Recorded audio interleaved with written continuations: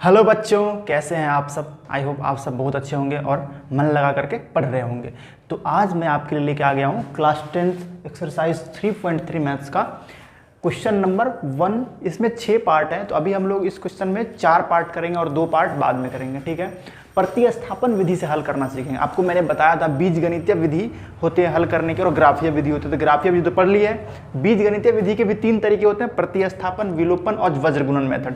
तो ये जो पहला आज पढ़ रहे हैं वो प्रतिस्थापन विधि। कैसे आप प्रतिस्थापन विधि से हल करोगे ये आप आज सीखने वाले हो। तो हम क्वेश्चन के साथ ही सीखते हैं, बहुत आसान है, बस पूरा वीडियो को देखिए, आराम से आपको समझ में आएगा। तो सबसे पहले तो आपको जो 2 इक्वेशन दे रखा है, पहला नंबर में x + y = 14 और x - y = 4। आपको क्या करना है, इसको समीकरण 1 और इसको समीकरण 2 मान लेने हैं। ठीक है, अब आप किसी से भी समीकरण 1 या समीकरण 2 किसी से भी आप x या y का मान जो आपका मन करे वो निकाल लो। तो अभी मैं मान लो कि समीकरण 1 से हल करता हूं, मतलब मैं समीकरण 1 से x या y किसी का मान निकाल सकता हूं। मैं बताऊंगा आपको इसको प्रतिस्थापन विधि क्यों कहते हैं, नाम से ही क्लियर कि प्रतिस्थापन विधि क्यों है। ठीक है, तो समीकरण 1 आपका क्या, मैंने समीकरण 1 लिखा, आप 2 भी ले सकते थे, मतलब पूरा आजाद है आप कुछ भी करने के लिए यहाँ पर। तो समीकरण 1 से लीजिए, समीकरण 1 क्या है, x + y = 14। अब आप यहाँ से क्या कर लो, x का मान निकाल लो या y का, किसी का भी निकाल सकते हो। तो आप x का निकाल लो। ठीक है, तो x का निकाल ले तो क्या हो गया 14 और ये y इधर आया तो -y, तो x बराबर हो गया 14 - y। इसको मान लो आप समीकरण 3। अब बड़ी ध्यान से सुनना, जिस इक्वेशन से आपने समीकरण 3 निकाला है ना, x का या x या y जो भी मान आया है, x का यह मान आप इसी इक्वेशन में मत डालो। डालोगे तो 0 = 0 आ जाएगा, फिर कुछ आपको नहीं मिलने वाला है। तो आपने जिस इक्वेशन से ये इक्वेशन 3 बनाया है ना, उस इक्वेशन को छोड़ के जो एक और इक्वेशन है उसमें x का यह मान रखो। तो देखो क्या कर रहे हैं, क्योंकि समीकरण 3 से x का यह मान समीकरण 2 में रख रहे हैं, मतलब प्रतिस्थापित कर रहे हैं, इसलिए इस विधि का ही नाम पड़ गया प्रतिस्थापन विधि। ठीक है, तो क्या लिखेंगे, समीकरण 3 का यह मान, समीकरण 3 का यह मान समीकरण 2 में रखने पर, समीकरण 2 में रखने पर क्या मिलेगा भाई साहब, जहां x है वहां पर क्या रखेंगे 14 - y। बस इतना ही ध्यान रखो, जहां पर x है वहां पर 14 - y रख देने। देखो समीकरण 2 में रखने x है, यहाँ पर x की जगह पे क्या रखोगे 14 - y, 14 - y रख दिया, x के बदले में x है ये रख दिया। अब फिर -y लिखा हुआ है तो -y आप भी लिख दीजिए, -y हो गया बराबर 4 लिखा हुआ है, बराबर 4 लिख दीजिए। अब आपको यहाँ से x तो हट गया, अब आपको y का मान यहाँ से मिल जाएगा। तो देखो ध्यान से, 14 तो ये है, -y जुट करके -2y हो जाएगा, क्योंकि सेम साइन जो होता है ना वो जुटता है। और अगर प्लस वाले को जोड़े हो तो प्लस लिखो, माइनस वाले को जोड़े हो तो माइनस लिखो, = 4। चलो साहब ये तो हो गया। अब माइनस आपको y का मान निकालना है, तो जिसका मान निकालना हो तो उसको हम लोग बाएं तरफ रखते हैं। तो बाएं तरफ छोड़ा, ये जो नंबर है ना ये 14, इसको लेके जाओ दाएं तरफ। तो 4 पहले से पड़ा हुआ, उसको कुछ मत करो, बस ये 14 प्लस में है ना, इधर आएगा तो माइनस में हो जाएगा, लिख दिया। -2y बराबर 4 में से 14 घटेगा, बिल्कुल घटेगा, मतलब घटेगा तो 14 में से 4, तो 14 में से 4 घटाओगे तो 10 होगा, लेकिन घटाने को देखो यहाँ पर प्लस है यहाँ पर माइनस है, तो जब अपोजिट साइन होता है ना तब हमेशा घटता ही है। और घटाने के बाद घटाओगे तो बड़े नंबर में से छोटे नंबर को, घटाने के बाद जो आएगा उसमें बड़े नंबर का साइन लगाना, बड़ा नंबर 14 का साइन माइनस है तो माइनस ही लगेगा। अब आप यहाँ से y निकालोगे तो -10, ये -2 इधर किस में है, गुना में, इधर आएगा तो भागा में हो जाएगा, माइनस से माइनस कट गया, 2 × 5 = 10। तो y कितना हो गया सर, y तो सर 5 हो गया। अब y का यह मान समीकरण 3 में रख दो तो x मिल जाएगा। तो y = 5 समीकरण 3 में रखने पर, समीकरण 3 में रखने पर तो क्या मिलेगा, x = 14 - y का मान 5, तो 14 में से 9 गया 5 में गया तो 9, x = 9, इसीलिए x = 9 and y = 5 is your answer. ठीक है, आप इसको सेटिस्फाई भी करा सकते हो भैया। कैसे, देखो x का मान 9 और y का मान 5, 9 + 5 14 = 14 संतुष्ट कर रहा है। यहाँ देखो 9 - 5 4 होता है, 4 = 4 संतुष्ट कर रहा है, मतलब आंसर भी हमारा ठीक है। यहाँ से हम बिना आंसर देखे संतुष्ट करा कर देख लेते, जो हमने जो निकाला है क्या वो इन दोनों इक्वेशन को संतुष्ट कर रहा है, अगर कर रहा है तो सही है हमारा आंसर। तो यही होता है प्रतिस्थापन विधि। ठीक है, चलिए दूसरे क्वेश्चन की मदद से भी देखते हैं प्रतिस्थापन विधि। देखिए दूसरा क्वेश्चन में जो चर है वो s और t है। इससे पहले वाले में चर क्या था, x और y। तो s और t चर में दो इक्वेशन दे रखा है। देखिए जब भी इक्वेशन में बट्टा में नंबर दे रखा होता है आप उसको भिन्न का जोड़ करके उस बट्टा को खत्म कर दो, थोड़ा आसान बन जाएगा। तो पहला क्वेश्चन तो ठीक है, इसको इक्वेशन 1 मान लो, समीकरण 1। और दूसरा में क्या करो, आप एलसीएम ले लो, ठीक है। तो 3 और 2 का लघुत्तम 6 हो जाएगा, तो 3 दूना 6, तो 2s हो गया, प्लस ये 25 नहीं है 2s लिखा हुआ है, ठीक है। और 2 तिया 6, तो 3t हो गया, बराबर इधर 6 है। अब क्रॉस गुना करोगे, इसको 6 को 6 से इधर गुना होगा ना, इधर जाएगा तो 2s प्लस 3t बराबर 6 छाके 36। ये हो गया आपका समीकरण 2, ठीक है। अब मेरी बात ध्यान से सुनो, हमें समीकरण 1 या समीकरण 2 किसी से चलना है। तो अब देखो, जब हम आज़ादी हमें मिलती है तो हम वो काम करते हैं हमेशा ना जो हमारे फायदे में होता है। तो हम ऐसे समीकरण से समीकरण 3 निकालेंगे जिसमें बट्टा उट्टा ना आए। तो सोचो अगर आप इस समीकरण 2 से समीकरण 3 बनाने की कोशिश करोगे तो एस या टी का मान निकालोगे, तो जिसका भी मान आप निकालोगे उसके बच्चे में तो नंबर एबे करेगा, क्योंकि यहाँ भी 2 है यहाँ 3 है, कुछ ना कुछ तो आएगा। लेकिन अगर आप समीकरण 1 से समीकरण 3 बनाते हो तो वहाँ बट्टा नहीं आएगा। तो इसलिए हम समीकरण 1 से ही चलेंगे। आप समीकरण 2 से चलोगे तब भी आपका सॉल्व होगा, समझ पा रहे हो आप। लेकिन कह रहे हैं कि जब आज़ादी होती है तो काम कैसा करते हैं, जिसमें फायदा होता है, जिसमें थोड़ा सा कम एफर्ट लगता है और काम हो जाता है। तो समीकरण 1 से देखो, समीकरण 1 क्या है, s माइनस टी बराबर 3। अब आप यहाँ से एक बिट और सोचो, आप अगर आप यहाँ से माइनस टी को इधर रखते हो और s को उधर भेज दो तो माइनस का लफड़ा टी बचा, माइनस टी बचा हुआ रहेगा। तो हम यहाँ पर वो चीज़ करेंगे जो माइनस में होगा ना उसी को उधर भेजेंगे, क्योंकि है पूरी आज़ादी। तो काम वो करेंगे जिसमें फ़ायदा हो। जैसे मेरा कहना है, देखो मैं करूँगा नहीं, समझाता हूँ। अगर आपने माइनस टी को रखा इधर और s को भेजा तो 3 माइनस एस, अब आप इस माइनस को इधर भेजो, लफड़ा होगा बहुत सारे, फिर सॉल्व होंगे। उससे बेटर आप ये करो ना कि आप s को रख लो, टी को भेज दो, तो माइनस टी उधर जाके प्लस टी बन जाएगा। तो यहाँ से देखो s बराबर 3 और टी उधर गया तो प्लस टी। तो अब देखो कोई लफड़ा हुआ। तो ये होता है, थोड़ा थोड़ा यही चीज़ हमें सीखना होता है जो और मज़ा दिलाता है मैथ में, आप और आपका इंटरेस्ट आएगा और सवाल भी आसानी से बनेगा। ये हो गया आपका समीकरण 3। अब आपने समीकरण 3 तो समीकरण 1 से जनरेट किया है ना, इसलिए 1 में ना रख के 2 में रखेंगे। तो समीकरण 3 का मान समीकरण 2 में रखेंगे। तो समीकरण 3 का यह मान समीकरण 2 में प्रतिस्थापित करने पर या रखने पर, जो बोलो, प्रतिस्थापित करते हैं इसलिए तो प्रतिस्थापन विधि नाम पड़ा, ठीक है। तो 2s, देखिए s का यह मान है ना, s का मान रखना है 3 प्लस टी। तो जहां s है वहां पर रखोगे 3 प्लस टी। तो यहाँ देखो 2s, 2 रखा और ये मल्टीप्लाई में आएगा ना, क्योंकि s मल्टीप्लाई में 2 से, तो 3 प्लस टी हो गया। अब प्लस 3t और लिखा हुआ है, देखो ये 2s लिखा हुआ है, s का मान ये है, यहाँ से लिख लिया। अब प्लस 3t, तो 3t बराबर 36। जब 2 को मल्टीप्लाई करोगे तो दोनों मल्टीप्लाई होगा ना, 2 तिया 6 प्लस 2t, अब प्लस ये 3t है ना, प्लस 3t बराबर हो गया 36। अब देखो 6 ये 2t और 3t दोनों जोड़ में जुड़ जाएगा, 2 3 5 गो t हो जाएगा, 5t बराबर 36 हो गया।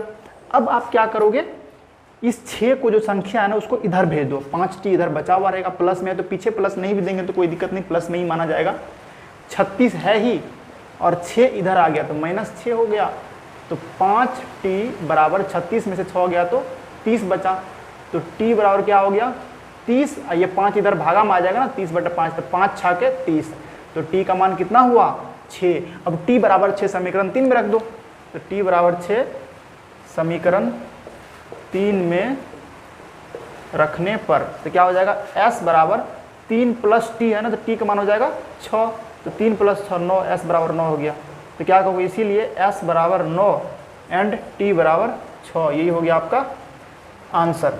अब आपको चेक करना है कि हमने जो निकाला है वो सही है कि नहीं। देख लो, s माइनस टी बराबर 3 होना चाहिए, s का मान 9, t का मान 6, 9 माइनस 6 बराबर 3, सही है। और दूसरा इक्वेशन है s/3 प्लस t/2 बराबर 6। रखो s का मान 9/3, t का मान 6/2 बराबर 6 होना चाहिए। तो 3 तिया 9, 2 तिया 6, 3 प्लस 3 6 बराबर 6 संतुष्ट कर गया, इसका मतलब हमारा सही है, ठीक है। तो ये था भैया प्रतिस्थापन विधि से कैसे सॉल्व करते हैं, वो देखा हमने। कुछ बारीक बातें हैं जिसको मैंने बताया, उसको भी आप ध्यान में रखना, तो थोड़ा आसानी से बनेगा और मज़ा आएगा बनाने में। चलिए अब देखते हैं तीसरा क्वेश्चन। तो ये रहा आपका तीसरा क्वेश्चन। तो आप क्या करोगे, इसको समीकरण 1 मान लोगे और इसको समीकरण 2 मान लोगे, ठीक है। तो अब समीकरण 1 से आप समीकरण 3 जनरेट कर लो। तो चलिए समीकरण 1 आप कर सकते हो किसी से भी, तो मैं अब समीकरण 1 से करता हूँ। समीकरण 1 से तो क्या है, समीकरण 1 3x - y बराबर 3। यहाँ से आप क्या कर लो देखो 2 काम कर सकते हो आप। माइनस वाई को इधर रहने दो और 3x को इधर भेज दो तो क्या होगा, फिर माइनस आएगा तो उस माइनस को उधर भेजना पड़ेगा और झेल होगा। तो इससे बेटर है कि आप माइनस वाला को इधर भेज दो। तो 3x बराबर ये माइनस वाई इधर आके प्लस वाई बन गया, तो पीछे कुछ नहीं तो प्लस ही माना जाएगा, और 3 प्लस में है तो प्लस 3 हो गया। यहाँ से आपको x निकालना है तो x बराबर क्या हो जाएगा, y प्लस 3, ये 3 इधर भागा में आ जाएगा ना, तो बट्टे 3, ये हो गया आपका समीकरण 3। अब समीकरण 3 का मान समीकरण 2 में रखोगे, समीकरण 3 का मान समीकरण 2 में रखोगे, समीकरण 3 का मान 2 में रखने पर क्या होगा भैया, 9x है, 9 लिख दिया ब्रैकेट में, ये पूरा x का मान आएगा, y प्लस 3 बट्टे 3, ये क्या था, x का मान था ना, x है यहाँ तो x के जगह रख दिए, फिर माइनस 3y बराबर 9 हो गया है, ठीक है। 3 तिया 9 कट गया क्योंकि ऊपर नीचे है, तो क्या बचा 3 into Y plus 3 minus 3y बराबर 9, ठीक है।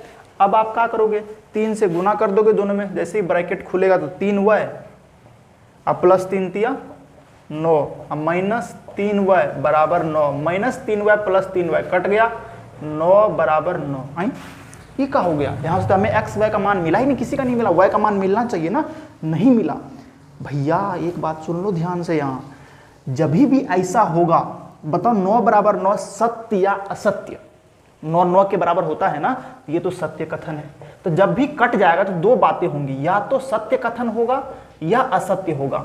तो अगर सत्य कथन हुआ इसका मतलब ये हमेशा सही है, तो आप x या y का मान कुछ भी रख लो, ये बात तो सही होगा। इशारा किधर जा रहा है, अपरिमित रूप से अनेक हल की तरफ, क्योंकि एक मान तो आएगा नहीं ना y का, तो एक मान नहीं आया तो y के बहुत सारे मान होंगे, तो बहुत सारे मान होंगे तो ये इक्वेशन ऐसे जब भी आप प्रतिस्थापन विधि से सॉल्व करोगे और अगर उसके अनेक हल है तो पक्का आपको जो भी आप जिसका भी मान आप निकालना चाहोगे ना वो कट जाएगा, बचेगा सिर्फ नंबर, और इस तरीके से कथन सत्य होगा। 9 बराबर 9 सही बात है ना। तो जब भी ऐसा होगा तो आप समझ जाना कि इसके अनंत हल है, अतः जैसे सत्य कथन आएगा तो अनंत हल होगा। अतः समीकरण युग्म के अपरिमित रूप से अनेक हल है, या अनंत हल जो बोलना चाहते हो, अपरिमित रूप से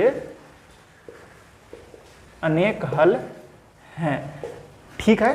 तो अपरिमित रूप से अनेक हल कब होते हैं, जब दोनों समीकरण सेम होता है, समपाती। अभी आप देखो ना, समीकरण 2 से आप 3 कॉमन लो, देखो मैं दिखाता हूं, दोनों समीकरण सेम है, 9x माइनस 3y बराबर 9 है ना, समीकरण 2 3 कॉमन लो, इधर 3 लोगे क्या होगा, 3x माइनस y बराबर 9, 3 तिया 9 कट जाएगा, देखो तो 3x माइनस y बराबर 3 हुआ ना, दोनों समीकरण सेम हो गया ना, इसी वजह से अनंत हल हुआ इसका, ठीक है। तब हल तो निकालना पड़ेगा ना, तो हल तो बहुत सारे हैं, तो आप किसी एक समीकरण को पकड़ के x y का मान निकाल दो, बोल दो यही हल होगा, इसी प्रकार के। तो देखो यहाँ पर पहला समीकरण 1 से आ जाओ, समीकरण 1 से, ठीक है। समीकरण 1 क्या है, 3x माइनस y बराबर 3 है, तो यहाँ से आप क्या कर लो, इस y को इधर भेजो, 3 को इधर लो, ताकि मैं y का मान निकालना चाहता हूँ, तो -3 इधर आ गया तो y इधर गया तो प्लस y बन जाएगा, यानी कि y बराबर क्या हुआ, 3x माइनस 3, यही हल होगा। आप इसमें x का मान कुछ भी रखो y मिलते जाएगा, समझ रहे हो ना, तो इस रूप में हल, यही हल होगा, हल है, क्योंकि अनेक हल है ना, अनंत हल में आप एक हल थोड़े निकाल पाओगे, x का मान ये y का मान ये, अनंत हल है ना, तो इस लाइन पर जितने भी पॉइंट आएंगे सभी के सभी हल, ठीक है। तो x का मान अपनी मर्जी से आप कुछ भी रख लो, y मिलेगा ही मिलेगा उसका करस्पॉन्डिंग, इसलिए तो बोलते हैं अनंत हल है, तो यही हल हो जाएगा। इसमें आप x कोई भी वास्तविक संख्या रखते जाओगे y मिलते जाएगा, ठीक है। आई होप यहाँ तक में क्लियर है। अब आगे बढ़ते हैं क्वेश्चन नंबर 4 की तरफ। तो बच्चों ये है आपका क्वेश्चन नंबर 4। अब पॉइंट देख करके आप डर गए होंगे, मैं पॉइंट रखता ही नहीं, पॉइंट हटा सकते हैं, ये क्वेश्चन में बस धोखा है एक पॉइंट का।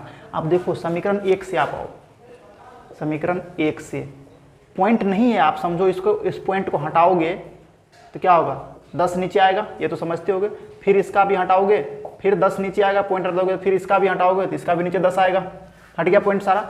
अब क्या हुआ, 2/10 एक्स प्लस 3/10 y बराबर 13/10 हो गया ना। अब इस 10 का आप लघुत्तम ले लो, 10 होगा, तो क्या होगा ऊपर 2x प्लस 3y बराबर 13/10, दोनों तरफ से 10 कट गया, ऐसे भी कटता है ना, क्योंकि आप इस 10 को उधर ले जाओ तो यह 10 गुना में होगा तो कट ही जाता, तो यहाँ से भी कटा दिए, तो क्या हुआ 2x प्लस 3y बराबर 13। समीकरण इसको 3 मान लो आप, इसमें मैंने बढ़ा दी क्योंकि 1-2 पहले से मान लिया था, ठीक है। अब जैसे देखो इसका के वैसे यहाँ भी होगा ना, तो इसका भी पॉइंट हटाओगे, इसका भी पॉइंट हटाओ, यहाँ लिख लेता हूँ 0.4x है ना, तो पॉइंट हटाओगे 10 बनेगा, अब प्लस यहाँ भी 0.5 y है, इसका भी पॉइंट हटाओगे तो यहाँ भी 10 बनेगा, बराबर 2.3 का पॉइंट हटाओगे तो यहाँ भी 10 बनेगा, तो फिर लघुत्तम लोगे तो 10 ही लघुत्तम होगा, 4x प्लस 5y बराबर 23/10, 10 से 10 फिर कट गया तो क्या हुआ, 4x प्लस 5y बराबर 23। हम डायरेक्ट यहाँ से पॉइंट हटा सकते हैं सबका, ये इसका पॉइंट गया, इसका पॉइंट, इसका, लेकिन चूंकि हमें स्टेप वाइज मार्कर भी मिलता है, इसमें से लिखना पड़ता है।